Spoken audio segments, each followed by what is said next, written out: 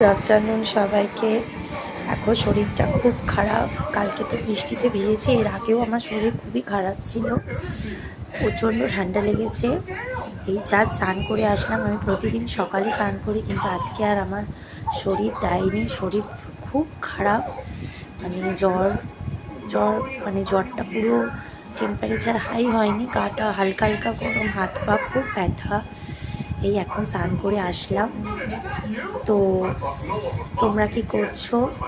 আজকে সেরকম কিছু রান্নাও করিনি, হালকা পাতলা রান্না করেছি, ডিমের ঝোল ভাত। একদম শরীর ভাল লাগছে না, মানে বসতেও ঠিক করে ইচ্ছে করছে না, এত শরীর খারাপ লাগছে। তোমরা আমার চোখ দেখে নিশ্চয়ই বুঝতেই পারছো, প্রচুর ঠান্ডা লেগেছে, প্রচণ্ড। মানে কি বলবো, ঠান্ডা লাগার কোনো মানে ইয়ে নেই, এত ঠান্ডা লেগে গেছে। যাই হোক, সবাই দুপুরে খাওয়া দাওয়া করো ভালো করে। শুভ দুপুর সবাইকে, টাটা।